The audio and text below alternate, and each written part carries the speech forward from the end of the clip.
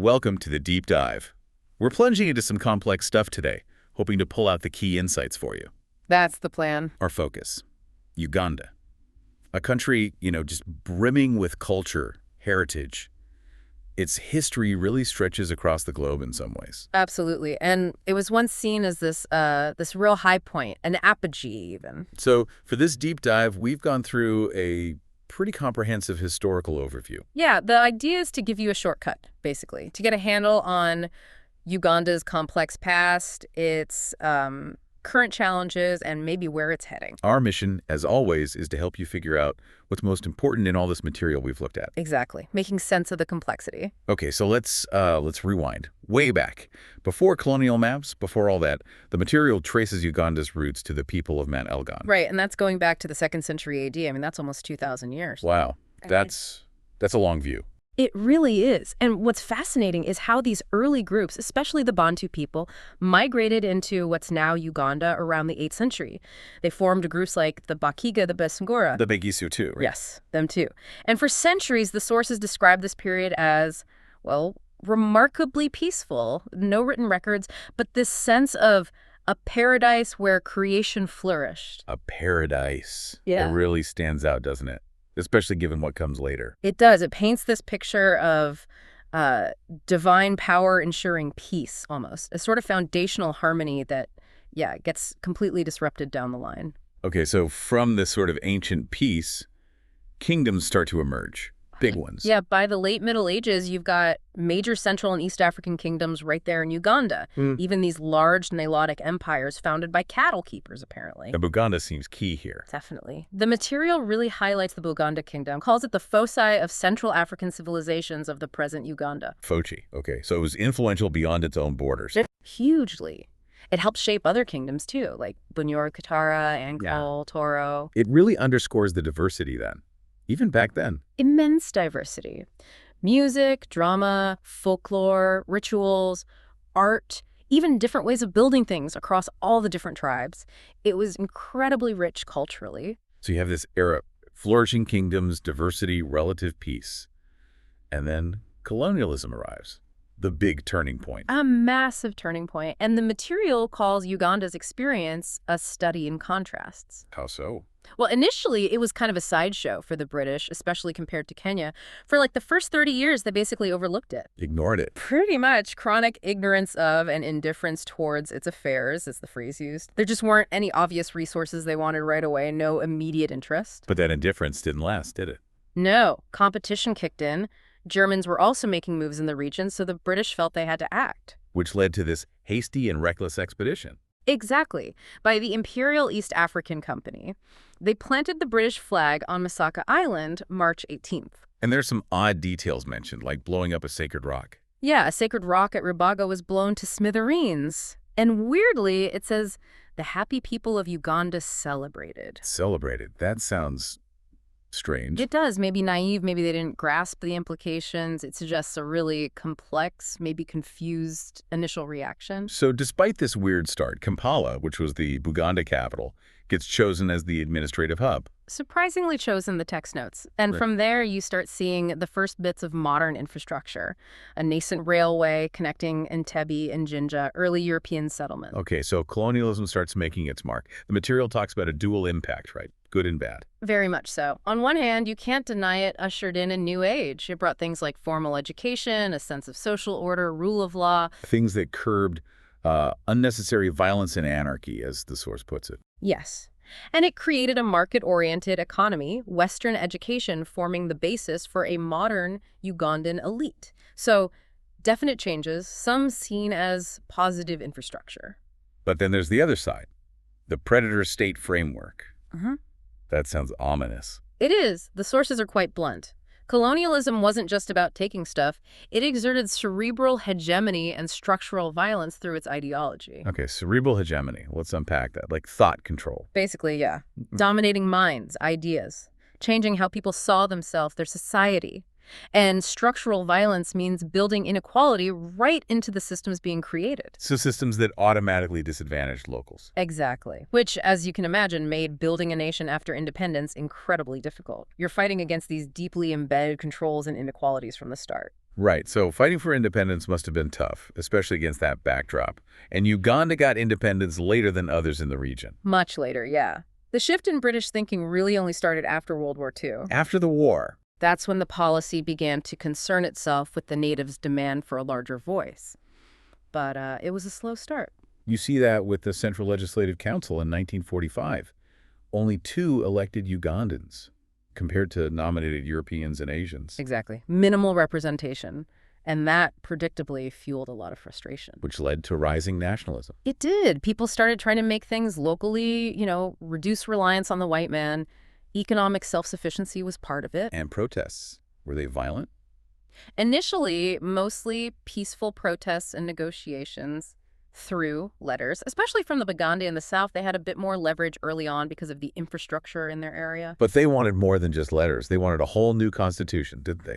Equal representation for all tribes. They did. And the British governor refused. And that's when things escalated. Yet refusal led to tension and clashes. And it wasn't just the Baganda anymore. It spread to other tribes. This is when you see groups like the YMCA and the Uganda National Congress really stepping up.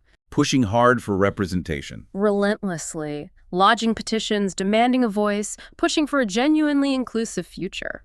So after all that effort, independence finally comes, October 9th, 1962. But it wasn't exactly smooth sailing from day one, was it? Oh, absolutely not. The sources paint a picture of immediate, massive challenges. Like what? What were the biggest hurdles? Trying to create a working government, first off. Then you had intense infighting and intra-regime tussles. Ethnic relations were described as ruined, deep alienation. Sounds like a recipe for disaster. And it was. It descended into civil conflict, violent coups. The first government was overthrown in just 4 years, 1966.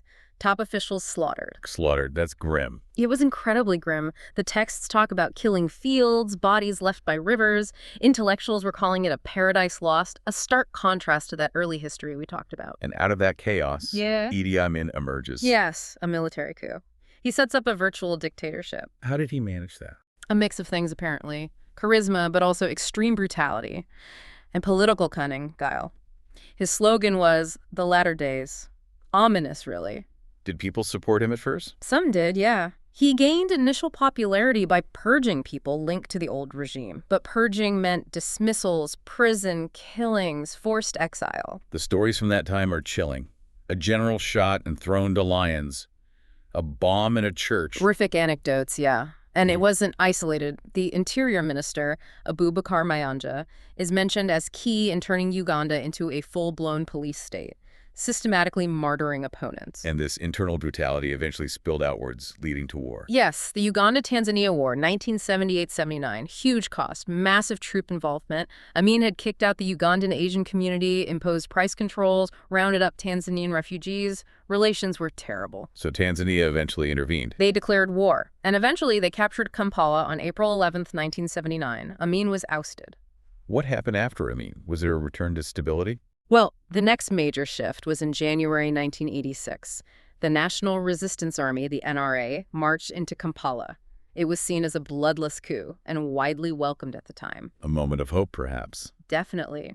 The new government moved quickly to restore civil authority, public order, dismantle the old repressive structures. Yeah, the problems didn't just vanish, did they? The sources mention ongoing issues, recurrences of previous historical features.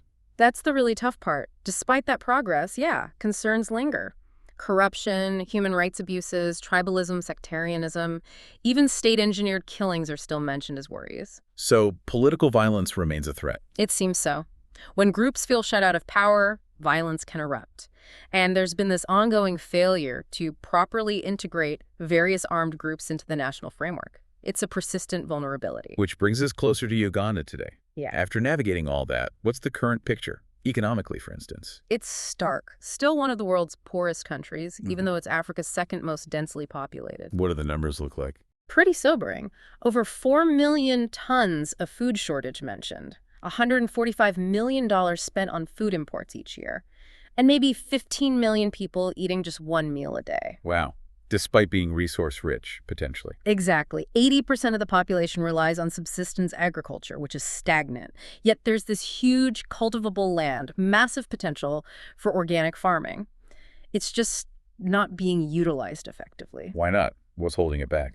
A whole mix of things. High inflation, really poor marketing infrastructure, overpopulation is a factor, the legacy of conflict, and being landlocked with bad transport links doesn't help. A complex web of challenges. Definitely. Okay, shifting gears slightly. Culturally, it's still incredibly diverse, right? Oh, absolutely. Over 50 different ethnic and linguistic groups. You've got Monogoloids, Hamido-Semites, Negroids, different language zones like Luganda in the center, Lua in the north. Swahili used in cities, and English is official. That's right. And this diversity isn't just language, it's social structures too. Some societies, like Buganda, are quite stratified based on agriculture. Others are simpler, based more on age and gender. A real mosaic. And religion plays a big role too. Christianity, Islam. Big role. Long history of diversity there. Religious groups are major players in development, running about a third of the schools. Significant healthcare providers. So tolerance is generally the norm.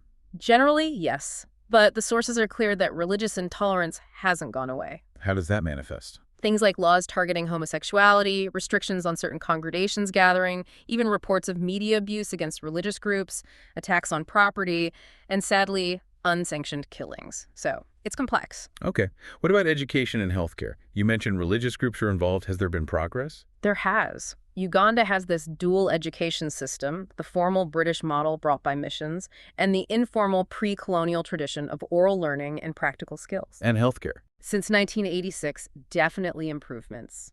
A more liberalized policy, focus on prevention, immunization rates are up, better access to safe water, less disease, real strides. But still gaps, I assume. Always. Challenges remain in getting people to seek care when needed, making sure it's accessible and fair for everyone, and just continuously improving the quality of that care. Right. And infrastructure. We touch on the colonial beginnings, but what happened after independence? Well, the British built roads and things mainly to, exploit Uganda's economic potential, connecting mines, getting timber out. But it didn't last. It declined significantly post-independence, especially under Amin. Kampala went from being the cleanest town in East Africa to a sorry sight.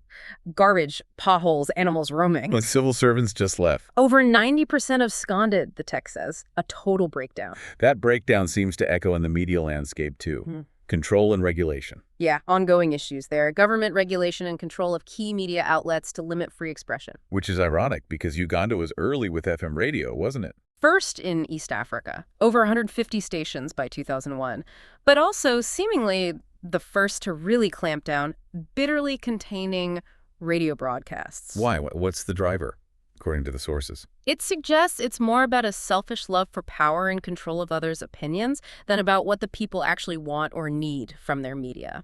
It paints a challenging picture overall. Is there anything that acts as a unifier? What about sports? Sports have an interesting history there. Pre-colonialism, they were a source of social cohesion and national unity. But colonialism changed that.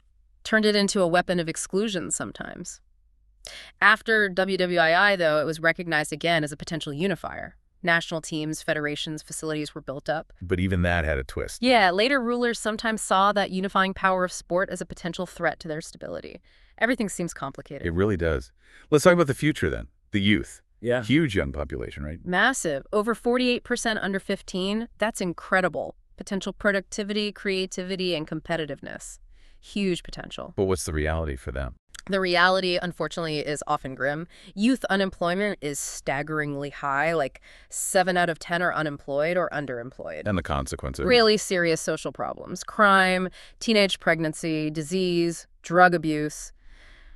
It's tough. Is there a plan, like Vision 2040? There is. Uganda's Vision 2040 aims for a modern and prosperous economy.